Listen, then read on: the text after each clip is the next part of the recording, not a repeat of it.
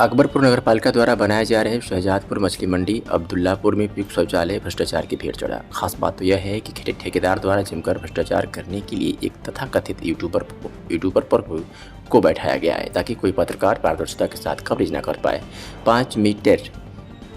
5 seater pink शौचालय की लागत 7 लाख बताई जा रही है। रद्दी पीले ईंटों और देसी बालू से चुनाई करवाई जा रही है। एक तरफ जहां केंद्र व प्रदेश सरकार स्वच्छ भारत अभियान के लिए पानी की तरह पैसे बहा रही है, वहीं इसके जिम्मेदारों ने कमीशन खोरी के लिए भ्रष्टाचार की भेंट पिंक शौचालय को चढ़ा दिया गया है। एसडीएम पवन जायसवाल ने मामले को गंभीरता से लेते हुए कार्रवाई करने की बात कही है। नमस्कार, मैं गणेश मौर्य, आप देख रहे हैं न्यूज़ 9 नेटवर्क। अकबरपुर नगर पालिका के चुनाव के 2 महीने का वक्त रह गया है, लेकिन दो महीने के वक्त में भी जमकर भ्रष्टाचार हो रहा है। कोई भी डर नहीं, किसी तरह का खौफ नहीं है। बस जितना लूट पाओ उतना लूट लो। अधिकारी से लेकर पूरा सिस्टम विभाग किस तरह मिला हुआ रहता है। एक तरफ उत्तर प्रदेश की सरकार कहती है भ्रष्टाचार मुक्त है, लेकिन ये भ्रष्टाचार है। भ्रष्टाचार की इसकी जीती जागती मिसाल मैं दिखा रहा हूँ। पूरी तरह रेत से, देशी बालू से पूरा निर्माण हो रहा है और यहाँ पूछने पे उटपटांग तरीके से जवाब दिए जाते हैं, गोलमाल जवाब दिए जाते हैं। यही हो रहा है। ये नगर पालिका का 5 साल का पूरा विकास है। ये अकबरपुर नगर पालिका, इसी दम पे फिर भाजपा यहाँ सत्ता का ख्वाब देख रही है कि फिर से भाजपा का नगर पालिका अध्यक्ष कोई बने। और उसके बाद भैया सिरमिट है, ईट अव्वल ईट लग रहे हैं। ये मीठा अव्वल है, नहीं, अव्वल ईट लग रहा है ये मीठा में है, मीठा। आइए मैं आपको दिखाता हूँ ईट किसको कहते हैं। आइए आप आइए, ईट ये है। आइए नीचे आइए, आपको ईट दिखाता हूँ। आप लोगों ने पहले कभी काम किया है कि नहीं काम किया है? आइए आपको दिखाता हूँ। ये ईट है, ये ईट है। आज ये डीएम साहब भी देखेंगे कि यहाँ काम किस तरह हो रहा है, मानक को कैसे तार करके काम। ये पिंक शौचालय बन रहा है महिलाओं के लिए, खास तौर पर महिलाओं के लिए पिंक शौचालय बन रहा है। और कितने दिन चलेंगे इसका कहीं उद्घाटन के ही तौर पे ये पूरी तरह ध्वस्त ना हो जाए। आइए हम आपको दिखाते हैं। आइए मिस्त्री जी, आइए आप पीली ईट दिखाइए। यहाँ लोग हैं, यहाँ आज आप बताइए ये यहाँ जनता भी है। ये कौन सी ईट्स का इस्तेमाल किया जा रहा है, ये सब देखेंगे आज आप। ये है कुछ दोमा मिला के। दोमा मिला के हैं, पीला नहीं है। पीला नहीं, दोमा में है, आता है। ये ईट क्या है? कहीं कहीं 1-2 चले आते क्या हैं। है ये बताइए। 1-2 ईंटा, 10 ईंटा चले आते हैं चट्टे में। ये पूरी अव्वल ईट है? पूरा ये नहीं है, कुछ मिक्स में है, कुछ मिक्स है। क्यों मिक्स है पता है?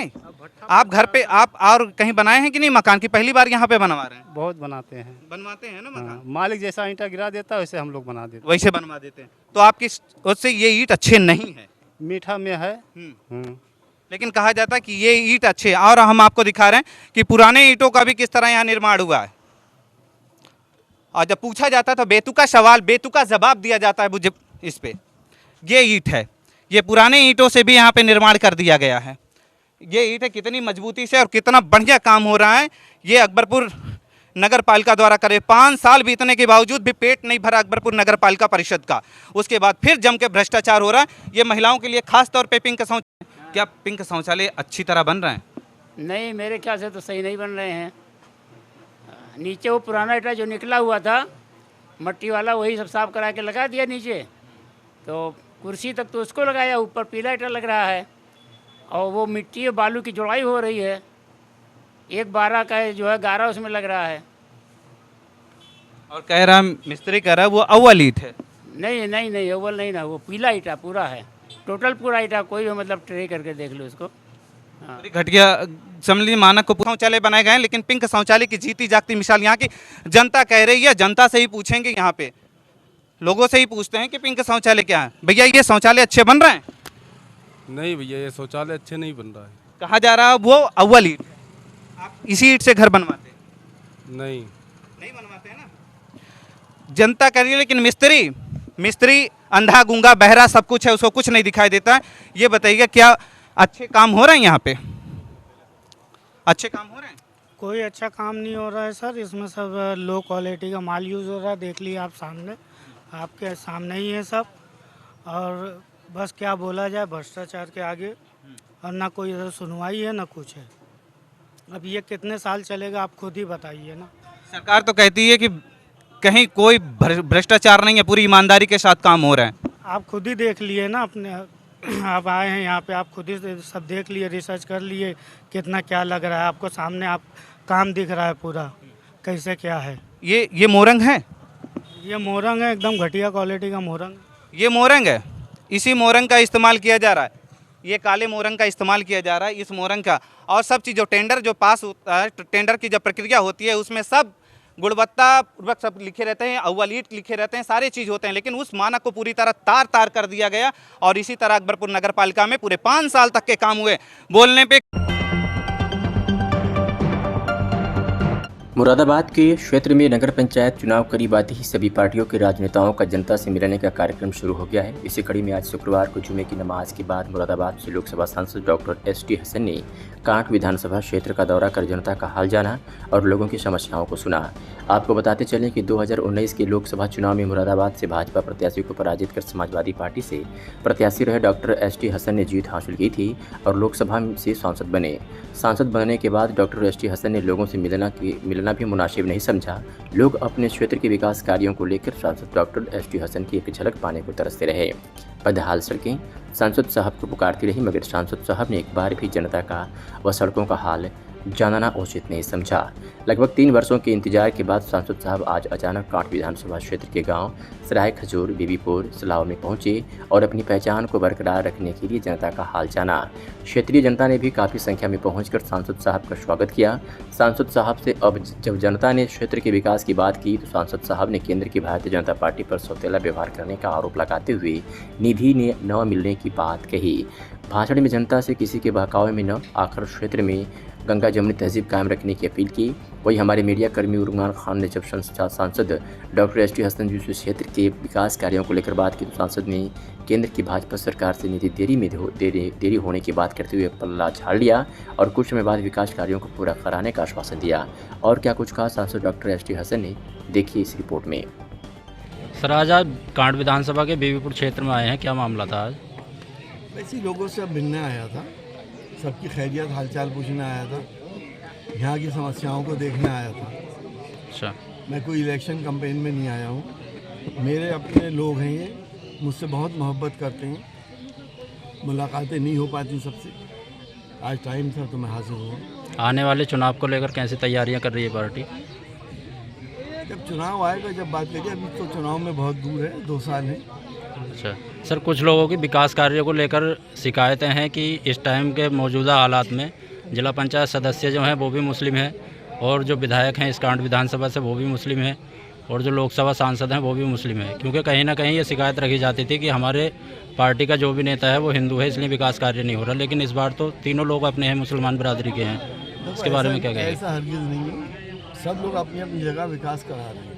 कौन प्रतिनिधि नहीं चाहता कि उसके पूरे इलाके का विकास ना हो, लेकिन ये सरकार ऐसी नंगी भूखी सरकार है कि इन्होंने हमारी निधि रोक दी।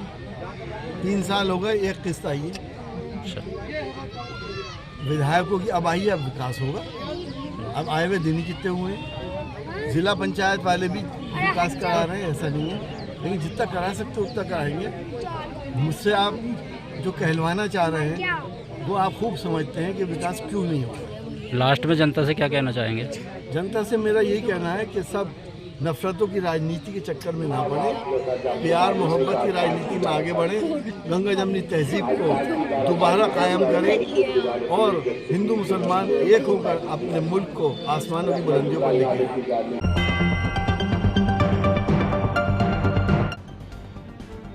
और ये खबर बेमित्रा से है, जहां विधानसभा स्तरीय शिक्षक सम्मान समारोह का आयोजन मुख्य अतिथि के रूप में शामिल हुए संसदीय सचिव गुरदयाल सिंह बंजारे ने 72 सेवानिवृत्त और 11 उत्कृष्ट कार्य करने वालों शिक्षक शिक्षिकाओं का सम्मान किया। साथ ही 2000 से ज़्यादा शिक्षकों को श्रीफल और शाल भेंट किया। बेमित्रा जिले के स्वामी आत्मानंद स्कूल नवागढ़ में विधानसभा स्तरीय शिक्षक सम्मान समारोह का आयोजन किया गया, जिसमें मुख्य अतिथि के रूप में क्षेत्रीय विधायक और प्रदेश में संसदीय सचिव गुरदयाल सिंह बंजारे शामिल हुए, जिन्होंने विधानसभा क्षेत्र के 72 शिक्षक शिक्षिकाओं का सम्मान किया। साथ ही शिक्षा के क्षेत्र में नवाचार करने वाले 11 शिक्षक शिक्षिकाओं को भी श्रीफल साल और स्मृति चिन्ह भेंट कर सम्मानित किया। कार्यक्रम को संबोधित करते हुए मुख्य अतिथि गुरदयाल सिंह बंजारे ने कहा कि जिस तरह एक सुनार सोना तपाकर उसे सही आकार देता है, ठीक उसी तरह शिक्षक भी खुद तपकर होकर विद्यार्थियों को सफलता के शिखर की ओर पहुंचाता है। शिक्षक एक दीपक की तरह जलकर अज्ञानता के अंधेरे में ज्ञान की रोशनी में छात्रों को लाता है और उन्हें काबिल बनाता है। समाज में शिक्षकों के योगदान को सम्मानित करने के लिए प्रत्येक वर्ष 5 सितंबर को शिक्षक दिवस के रूप में मनाया जाता है। ये दिन शिक्षकों का आभार व्यक्त करने के लिए होता है। आगे कहा कबीरदास जी के दोहे के माध्यम से कि गुरु गोविंद दो खड़े काकय लागों पाए, बलिहारी गुरु आपने गोविंद दियो बताए। कबीरदास जी ने इस दोहे के माध्यम से गुरु की महिमा का वर्णन किया है। कबीरदास जी कहते हैं कि अब आपके सामने गुरु और गोविंद दोनों खड़े हों तो किसके सबसे पहले पांव लगना चाहिए। गुरु ईश्वर का मार्ग प्रशस्त करते हैं, अर्थात गुरु सबसे महान है, इसलिए सर्वप्रथम आपको गुरु का ही वंदन करना चाहिए। बता दें, भारत के पहले उपराष्ट्रपति और दूसरे राष्ट्रपति डॉक्टर राधाकृष्णन के जन्म दिवस को शिक्षक दिवस के रूप में मनाया जाता है। उनका जन्म 5 सितंबर 1888 को तमिलनाडु के तिरुतनी में हुआ था।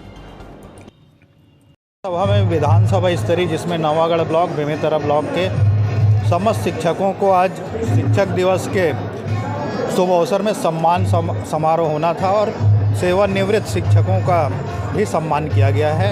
ऐसा ही आयोजन काफ़ी दिनों बाद ये सम्मान समारोह जी कोविड के कारण नहीं हो पाया था, अभी पहले ये दफ़ा हुआ है। आगे अभी चालू है, अब निरंतर चलेगा, स्थिति सामान्य रहेगी। कैरियर के लिए चाहे जिस विषय का अध्ययन किया जाए, किंतु मनुष्य बनने के लिए संस्कृत का अध्ययन आवश्यक है। अन्य भाषाओं के अध्ययन से आदमी का कैरियर बनता है। संस्कृत भाषा के अध्ययन से कैरियर के साथ साथ आदमी का कैरेक्टर भी बनता है। ये बात संस्कृत भाषा के प्रचार प्रसार व संवर्धन में लगे क्षेत्र के रामपुर ध्रुवी टोला निवासी डॉक्टर ओंकार नारायण द्विवेदी की हैं, जो पिछले कई वर्षों से संस्कृत भारती संस्थान से जुड़कर पूरे देश में संस्कृत के प्रचार प्रसार में लगे हुए हैं। उन्होंने बताया कि अब तक 25,000 से अधिक लोगों को मैंने स्वयं संस्कृत बोलना सिखाया है। संस्कृत भाषा मनुष्य को मनुष्य बनाती है और देवत्व की ओर ले जाती है।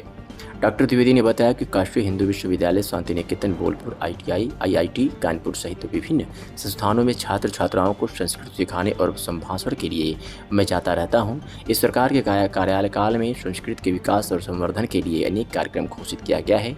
कुछ कार्य धरातल पर हुए हैं, कुछ शेष हैं, जिससे संस्कृत समृद्धि हुई है। डॉक्टर द्विवेदी ने बताया कि संस्कृत भारतीय के अवध प्रांत का प्रभार मेरे जिम्मे है। हालांकि मैं तमिलनाडु छोड़कर पूरे भारत में घूम कर लोगों की संस्कृत की शिक्षा देने और उन्हें संस्कृति सिखाने का प्रयास किया। काफ़ी हद तक सफलता भी मिली। संस्कृत भारतीय का उद्देश्य अंग्रेजी और हिंदी की तरह संस्कृत को भी लोकप्रिय बनाकर जन जन का भाषा बनाने की योजना है, जिससे मनुष्य देवत्व की तरफ अग्रसर हो सके, जिसके लिए हम लोग दिन रात लगे हुए हैं। ये संस्कृत भारती एक संगठन है। ये संस्कृत भाषा के प्रचार प्रसार के लिए सदैव तत्पर रहती है।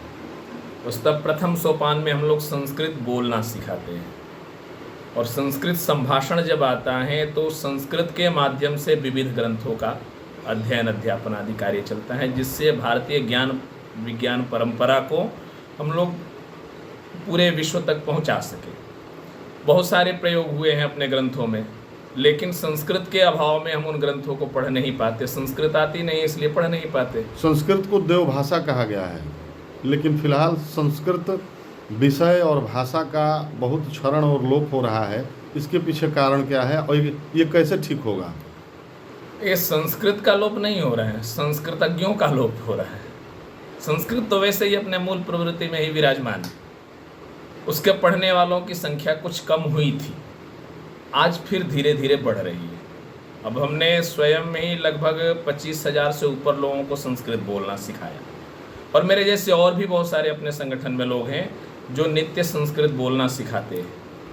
तो अब धीरे धीरे बढ़ रहा है। लेकिन जहाँ बात रही देव भाषा की, तो देव भाषा के अर्थ को समझना होगा कि एक तो देवानाम वाणी देववाणी, देवताओं की जो वाणी है वो देववाणी है। दूसरा इसका ये अर्थ होता है इस वाणी को बोलने वाला व्यक्ति भी देवत्व को प्राप्त कर जाता है। तो हम मनुष्य देवत्व के मार्ग पे चलें, राक्षसत्व के मार्ग पे तो चल नहीं सकते। मनुष्य ही राक्षस बनता है, मनुष्य ही आगे चल के देवता बनता है। तो मनुष्य को देवता बनाने वाली भाषा है, इससे अच्छी बात क्या है? अभी तक आपने संस्कृत भाषा के संवर्धन के लिए अपने क्षेत्र में कहाँ और क्या क्या किया है? हम 1998 से संस्कृत के प्रचार प्रसार में लगे हैं। इसमें हमें विविध संस्थानों में जाने का अवसर मिला। मैं शांति निकेतन पश्चिम बंगाल में भी पढ़ाने के लिए गया, काशी हिंदू विश्वविद्यालय में भी संस्कृत बोलना सिखाने के लिए मुझे बुलाया गया। IIT कानपुर में मैं बार बार जाता हूँ, वहाँ पे संस्कृत संभाषण और टेक्नोलॉजी इन संस्कृत ऐसा करके मुझे पढ़ाने का अवसर मिलता है। ऐसे कर साहिबगंज के बोरियो प्रखंड अंतर्गत राजकीयकृत मध्य विद्यालय बालक बोरियो के प्रधानाचार्य की लापरवाही के कारण अष्टम वर्ग का परीक्षा परिणाम प्राप्त नहीं होने से छात्र छात्राओं ने एक सप्ताह पहले प्रखंड शिक्षा पदाधिकारी को ज्ञापन सौंपकर 2021-22 सेशन के परीक्षा परिणाम में सुधार कराने के लिए आवेदन दिया था, जहां बीपीओ के द्वारा छात्र छात्राओं को आश्वासन दिया गया था कि एक सप्ताह अंदर रिजल्ट में सुधार कराया जाएगा। लेकिन एक सप्ताह बीतने के बाद भी रिजल्ट में सुधार नहीं होने पर आक्रोशित छात्र छात्राओं ने स्कूल खुलने के समय पर राजकीयकृत मध्य विद्यालय बालक बोरियो के मुख्य गेट पर ताला जड़कर धरना में बैठकर नारेबाजी की। वहीं छात्रों ने कहा कि प्रधानाचार्य की लापरवाही की वजह से अष्टम वर्ग के 88 छात्र छात्राओं का रिजल्ट इनकम्प्लीट हो गया है, जिस कारण हम 9वीं कक्षा में नामांकन नहीं करा पा रहे हैं और एक वर्ष बर्बाद होने का डर सता रहा है। वही मौके पर शिक्षक विद्यालय पहुंचकर छात्र छात्राओं को समझाने की कोशिश किए पर गेट खोलने के लिए तैयार नहीं हुए। वहीं DSE बोरियो प्रखंड विकास पदाधिकारी बोरियो थाना प्रभारी जगन्नाथ को सूचना मिलने पर विद्यालय पहुंचकर छात्र छात्राओं को काफ़ी समझाने के बाद गेट को खोला गया। वहीं DSE राजेश कुमार ने छात्र छात्राओं को आश्वासन दिया कि 15 सितंबर तक इनकम्प्लीट रिजल्ट को सुधारा जाएगा। इसके लिए जैक बोर्ड को सूचना दी गई और बहुत जल्द रिजल्ट के पोर्टल को फिर से खोलने की बात कही गई। तब तक 9वीं कक्षा के विद्यालय में जाकर अपनी पढ़ाई कर सकते हैं। इसके लिए कमला नेहरू बालिका उच्च विद्यालय एवं राजकीयकृत उच्च विद्यालय बोरियो की स्कूल प्रधानाचार्य से बात हो गई है। रोहित कुमार पंडित है। कौन से क्लास में पढ़ते हैं? मैं कक्षा 8 में पढ़ता हूँ। विद्यालय के मुख्य द्वार को आप सबने क्यों बंद करके रखा है? हमारा रिजल्ट इनकम्प्लीट हो चुका है। हमारे 8 क्लास के जितने भी छात्र और छात्राएं सभी को फेल कर दिया गया है। रिजल्ट को सुधार करने के लिए किसी का आवेदन दिए हैं? जी, हम लोग आवेदन दिए हैं। आश्वासन आपको क्या मिला है उधर से? हम लोगों को 7 दिन का समय मिला था। बोले कि हम लोगों को 7 दिन के अंदर में रिजल्ट को समस्या का समाधान हो जाएगा, लेकिन नहीं हुआ। आज 8वां दिन है तो हम लोगों को आक्रोश में हम लोग प्रदर्शन में बैठना पड़ा। अगर इसी तरह आप लोग का रिजल्ट में सुधार नहीं होता तो आप लोग अगला कदम क्या होगा? अगला कदम हम लोग गेट नहीं खोलने वाले। तो 15 तारीख तक हो जाएगा और तब तक मैंने आदेश दिया है कि इन लोग जो बच्चे हैं वो बच्चे जाएंगे संबंधित विद्यालय में कक्षा 9 में क्लास लेंगे। सर, जो डेडलाइन दिया गया उस डेडलाइन के अगर हिसाब से नहीं होता है तो अभी तो बोले ना, DSE साहब ना बोल रहा है। जी सर, ठीक है, मैंने भी जानकारी लेके बता रहा है, ऐसे तो नहीं हम बोल रहे हैं। 15 तारीख तक सर बोले हैं कि पोर्टल खुलेगा, इन लोग मार्क्स अपलोड कर देगा। अब अपलोड करेगा तो बच्चा का रिजल्ट जैसे आएगा 15 को अपलोड करेगा, 20 को रिजल्ट आ रहा है, ठीक है, और 20 तारीख तक सब पास हो जाएगा। सर, इनकी लापरवाही किन की वजह से? लापरवाही HM का है। हम तो सोकोज भी मारे हैं, हम तो बताएं भी आपके साथ कि सबको सोकोज मारे हैं। अपने ज़िले में है कुछ विद्यालय, 4-5 विद्यालय तो हमको जानकारी मिला, और जितना का जानकारी मिला सबका सोकोज अभी है। राजकीयकृत मध्य विद्यालय बोरियो बालक के कुल 88 छात्र छात्राओं के द्वारा निबंधन कराया गया था। तो उसी क्रम में हमारे 88 में से तकरीबन 84 छात्र के आसपास एग्ज़ाम में अपीयर हुए थे वार्षिक परीक्षा में। उस 84 छात्र जब एग्ज़ाम में अपीयर हुए, एग्ज़ाम का जो रिजल्ट परीक्षा फल आया है उसमें इंटरनल मार्क्स का जो असेसमेंट विद्यालय के द्वारा दिया जाना था, उस विद्यालय का असेसमेंट विद्यालय के कतिपय कारणों से वो असेसमेंट समय पर नहीं दे पाया गया, जिस कारण से बच्चों का मार्क्स जो परिणाम है वो पेंडिंग हो गया, इनकम्प्लीट हो गया। इस संदर्भ में हमारे उच्चाधिकारी से बात हो रही है। हमारे प्रभारी प्रधानाध्यापक के द्वारा DO ऑफिस में एक लिखित आवेदन भी दिया गया है कि जितना जल्दी हो सके हमारे जैक के पोर्टल पे अविलंब खुलवा करके बच्चों का जो असेसमेंट मार्क्स है उसमें एंट्री कराया जाए।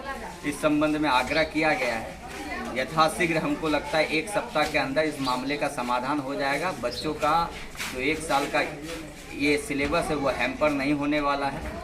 वो मात्र 1 सप्ताह के अंदर इस समस्या का समाधान होने की संभावना जताई जा रही है।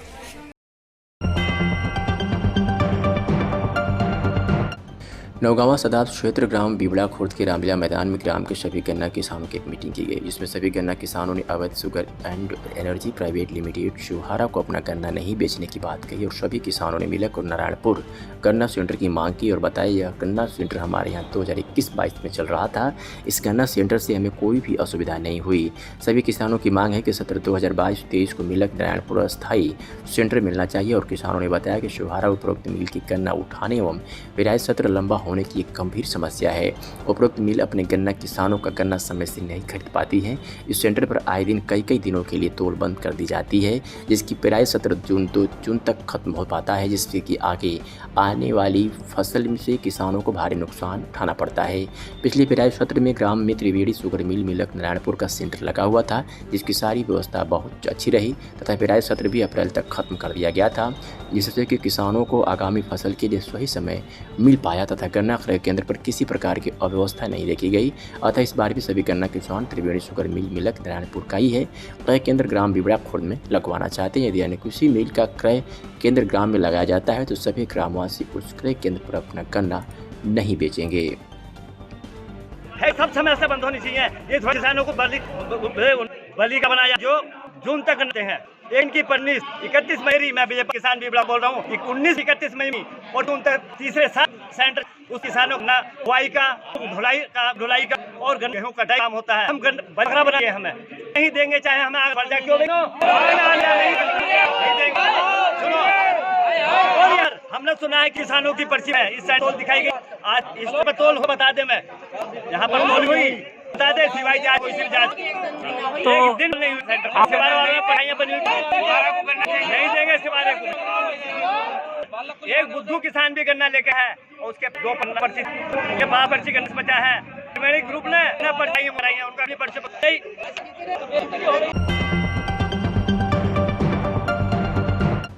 गृह क्लेश के चलते विवाहिता पर धारदार हथियार से हमला कर दिया गया है। दरअसल मामला जालौन जनपद के कालपी कोतवाली क्षेत्र के अंतर्गत दूसर गांव का है, जहां गृह क्लेश के चलते विवाहिता पर धारदार हथियार से हमला कर दिया तो वही विवाहिता ने ससुरालजनों पर प्रताड़ना और आए दिन मारपीट करने का आरोप भी लगाया।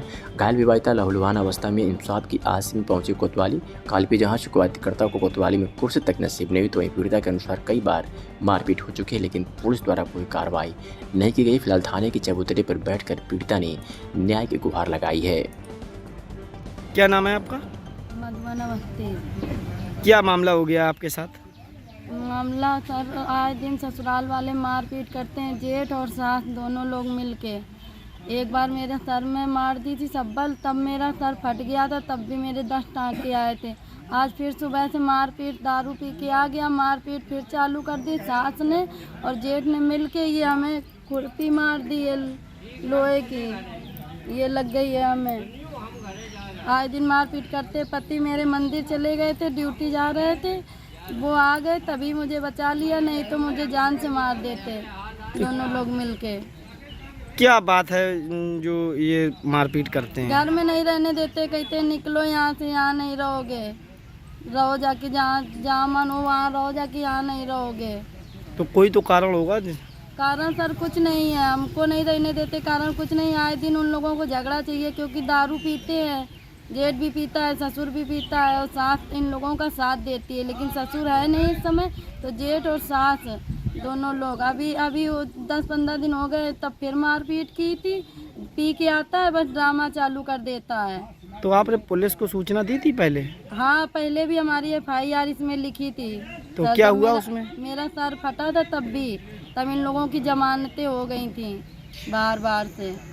आज फिर दोबारा मारपीट? आज फिर दोबारा मारपीट की है। आए दिन मारपीट करते हैं, गाली गलौज, गंदी गालियाँ, मारपीट आए दिन।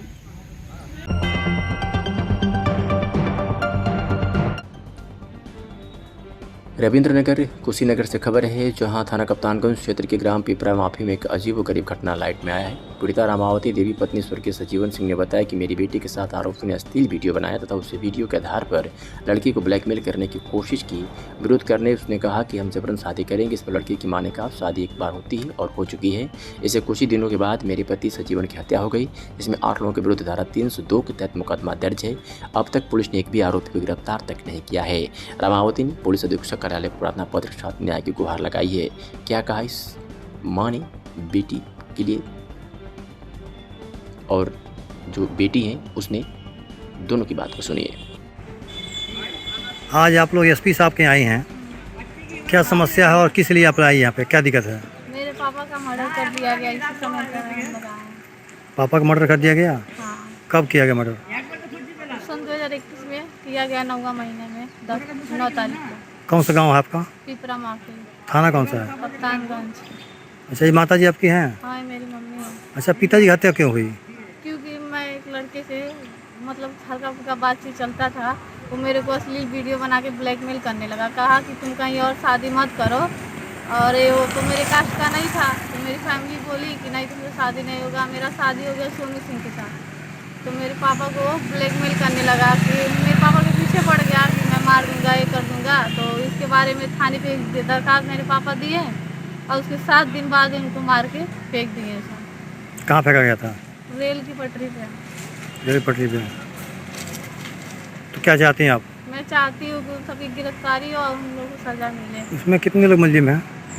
इसमें कितने 7-8 लोग हैं लोग। उसमें कौन मुख्य मुलजिम कौन उसमें है? राहुल शर्मा। राहुल शर्मा है। आपकी माता जी आप क्या कहना चाहती हैं? चाहते हैं कि हम लोग का न्याय चाहिए। न्याय के लिए आप एसपी साहब के पहुंची हैं, साहब से क्या कहना चाहती हैं? साहब से क्या कहना चाहती हैं? साहब हमें न्याय दीजिए। हम लोग क्योंकि दौड़ते दौड़ते साल भर से, मेरे घर पे कोई है भी नहीं दौड़ने वाला। हम है, मम्मी है, भाई भी है, तो 14-15 साल का है। दूसरे लोग को हम लोग लेकर कहीं भी जाते हैं। आज गांव के एक लोग को लेके हम लोग आए हैं। मेरे घर पे आने वाला कोई भी नहीं है। साल भर से हम लोग दौड़ रहे हैं। हम लोग चाहते